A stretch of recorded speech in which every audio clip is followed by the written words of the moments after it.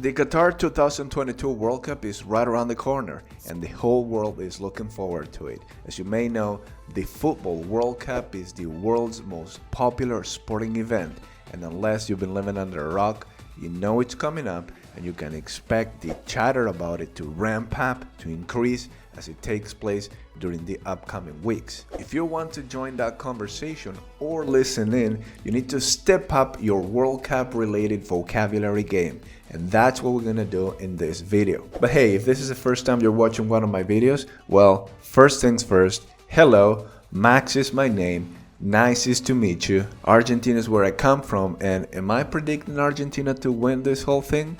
Well, that we'll see later in this video. So in this channel, I do my best to help you develop the tools and mindset that you need to become a fluent and confident English speaker. So if that's what you want to be, you've just found the guy that's going to help you get there. So subscribe and like this video. Okay, so World Cup and English fanatics, what we're gonna do in this video is first I'm going to talk about different things about the World Cup, and as I'm doing that, I'm going to be defining and highlighting a bunch of words that are related to the World Cup. Then I'm going to offer my own prediction for how the tournament is going to play out and who's going to win. So let's dive right in. This will be the first World Cup ever to be held in the Arab world. So our first word of interest here is to hold. So to hold is to have a meeting, party, election, etc. in a particular place or a particular time. So every 4 years, a country is awarded with the opportunity to hold the most important sporting event in the world. So this year, Qatar is holding the World Cup, or we also say is hosting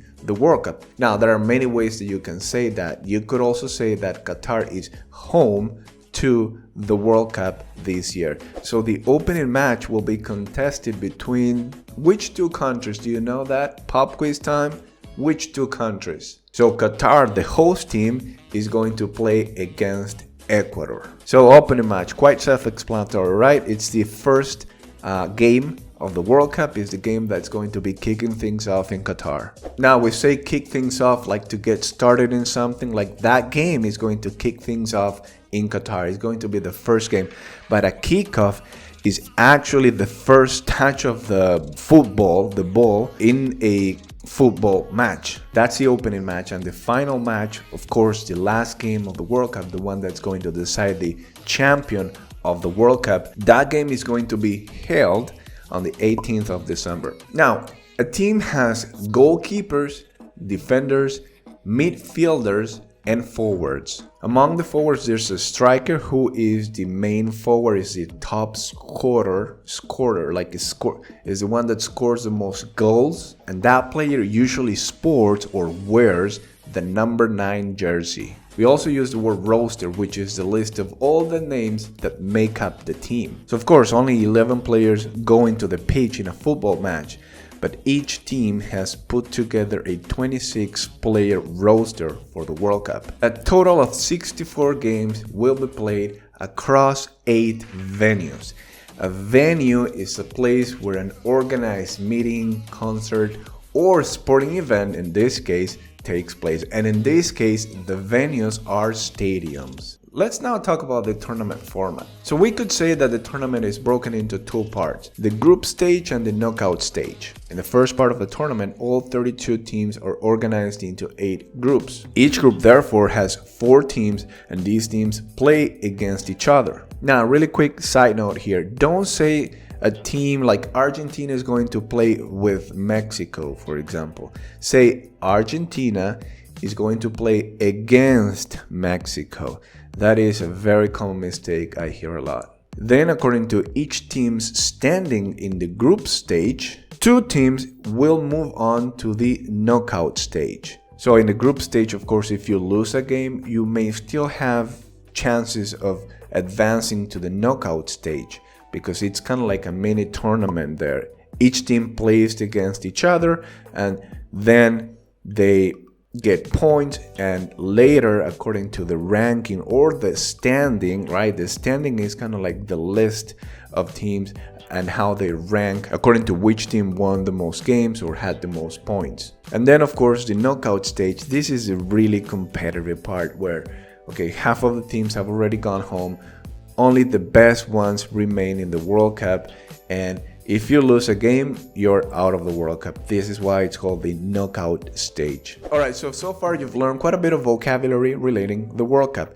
Now I'm going to share my own predictions for the group stage and the knockout stage. And of course, as I'm doing that, I'm going to be highlighting a lot more vocabulary relating the World Cup. Alright, so here we are. We have the 8 groups on screen, and what I'm going to do is I'm going to guess which 2 teams in each group are going to move on to the knockout phase or knockout stage of the World Cup. So Group A, we have Qatar, Senegal, Ecuador, and the Netherlands. So we know that the Netherlands is a very solid team. In fact, the Netherlands made it into the final match in the 2010 World Cup in South Africa.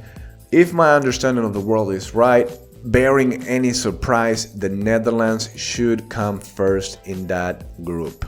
Then you have Ecuador, which is a solid team, and Senegal, which is one of the strongest African teams.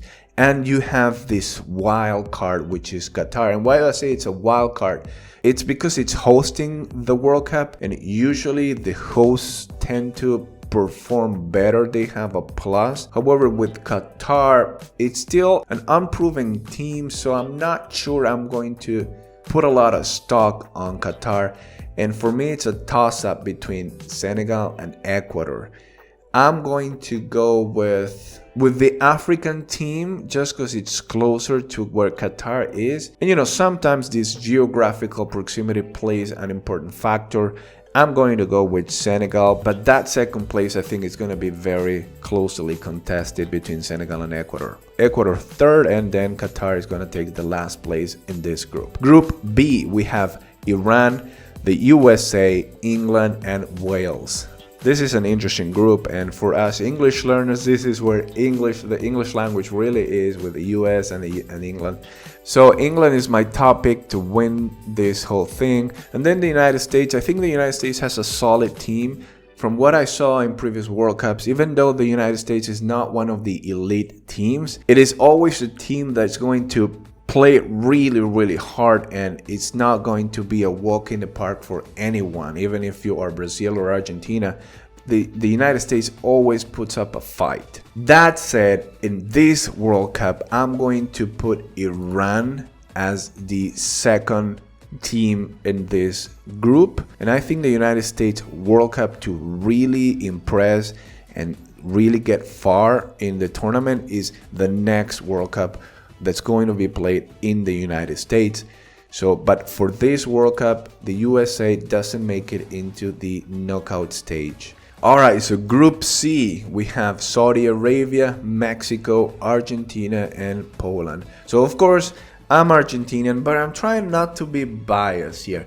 Still, as I'm working through the group stage, I haven't defined who's going to win. So depending on how the brackets play out, I'm going to see as I go who I think is going to win. Now, if my understanding of the world again is correct, Argentina should be first in the group. Now, as for the second place, everyone is saying that Poland and Mexico are going to really have to fight for it. So it's going to be between Mexico and Poland. But my prediction here is that Saudi Arabia is also going to be putting up a fight, and whoever takes the second place is the one that really wants it the most. And out of these 3 teams, I think Mexico wants it the most. I think Mexicans are just as passionate about football or soccer as Argentinians are. As a team, they're not just there as far as skill set with the elite teams like Argentina or Brazil or some of the European ones, but Mexico is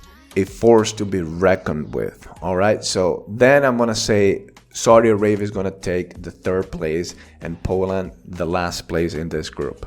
So Group D, we have Tunisia, Denmark, France, and Australia.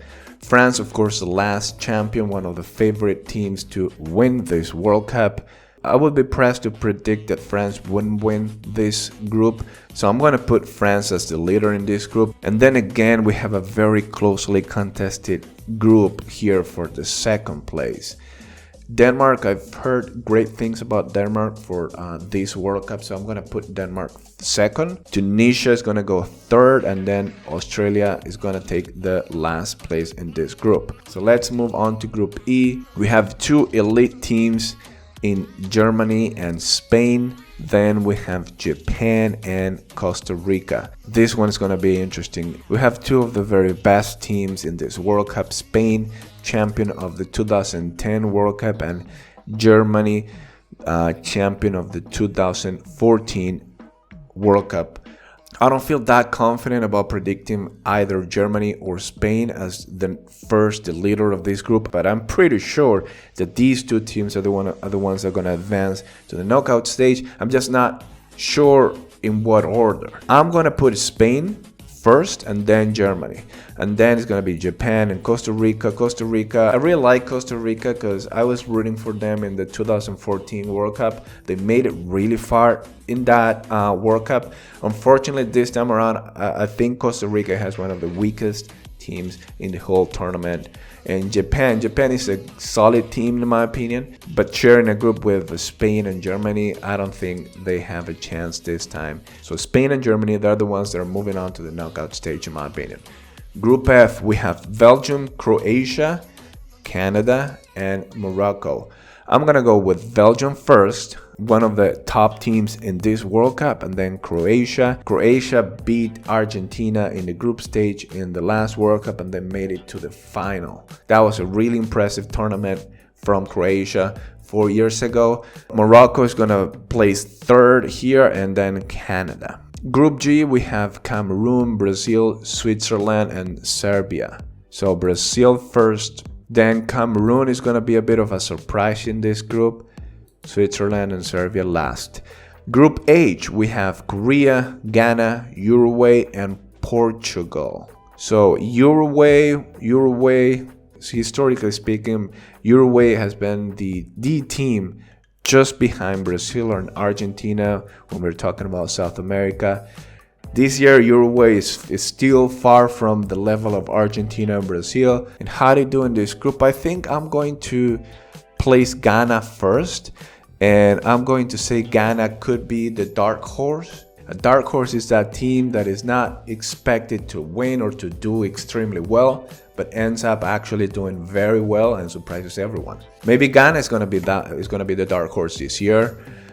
Uruguay, Portugal, and Korea. I'm going to go with Uruguay second, Portugal third, and then Korea. Alright, so here where it gets really interesting. This is the knockout stage, the knockout phase of the World Cup. And the first set of matches is the round of 16. So this is where we're at right now, and we have the Netherlands and Iran.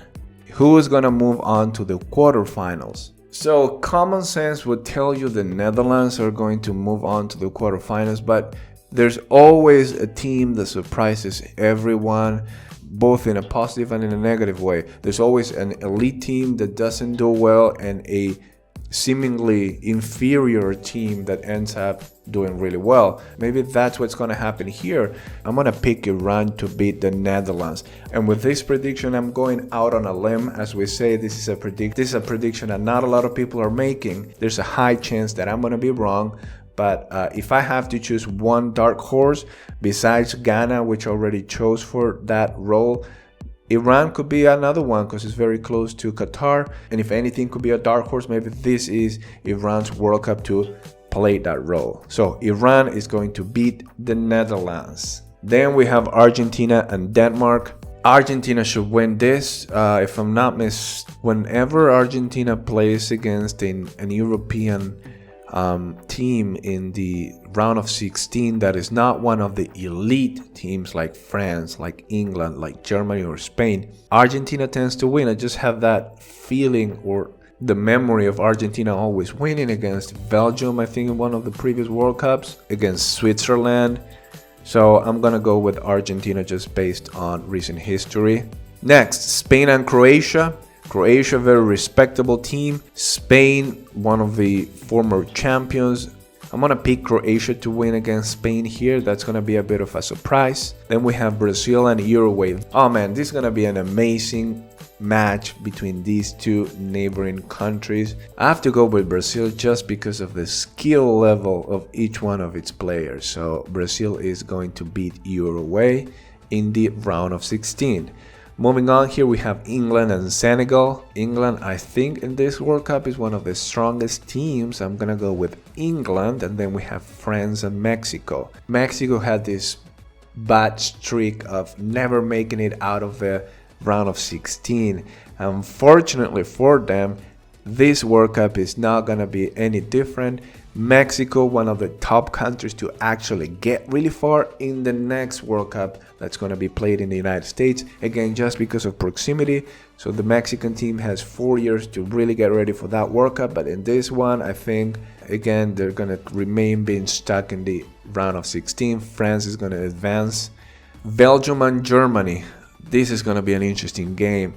Belgium, unfortunately, they're not at the same level as the last World Cup where they placed third. I think Germany is going to take this one.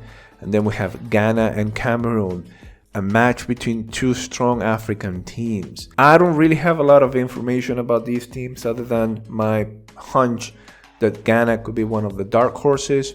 I'm going to go with Ghana. Ghana is going to beat Cameroon. So now we're on the quarterfinals. We have Iran and Argentina. Argentina is going to win. Iran maybe is going to put out a fight in the first half of the game, but then Argentina is just going to run over Iran in the second half of the game. My prediction. So in the next one, we have Croatia and Brazil. Wow. Brazil might be able to edge Croatia. It's not going to be an easy match for Brazil, but they are going to beat Croatia. It's going to be a hard-fought match, but Brazil is going to come up on top. So we are going to have a semi-final for the ages with Brazil and Argentina. I think the last time they played against each other was in the 1990 World Cup, and Argentina won that game. So wow, that is going to be an interesting semi-final. And let's go to the other side of the bracket here with England and France. I have a hunch England is going to win that one. France is not going to make it past the quarterfinals. So England is advancing to the semifinals, and we have Germany and Ghana.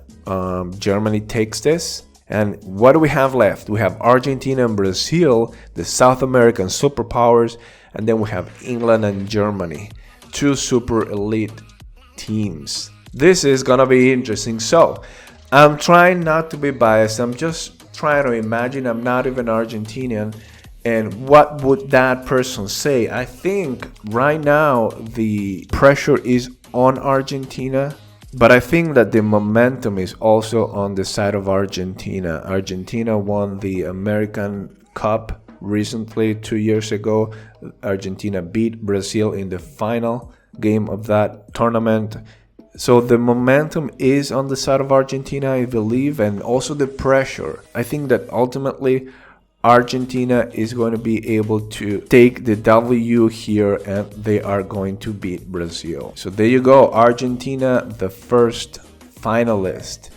And then on the other side of the bracket, on the other semi-final, we have England and Germany. I can't see a clear winner in this match. These two teams are very evenly matched. I'm gonna say England, but just taking a guess. So the final game of the Qatar 2022 World Cup is gonna be played between Argentina and England. Who's gonna be crowned the champion in this World Cup? So as everyone knows, it's Messi's last chance to win the World Cup, and I think Messi is not gonna pass up on this opportunity. I think Argentina is gonna win this match 3-1. That's even my prediction for the result. 3 Argentina, 3 England, 1. So this year we're finally going to see Messi win the World Cup, and with that I think he's definitely going to go down in history as the best player ever. I can't deny it. I might be biased, but a lot of people are predicting Argentina to win the tournament, but So we'll see what happens. So that's a wrap. Don't forget to give this video a like if you enjoyed it, and also if you like the video as well, you might subscribe to the channel so that you get more videos from me where I will help you develop the tools and mindset that you need to become a fluent and confident English speaker. With that said, hope that you have an amazing rest of your day, and I'll see you in the next video.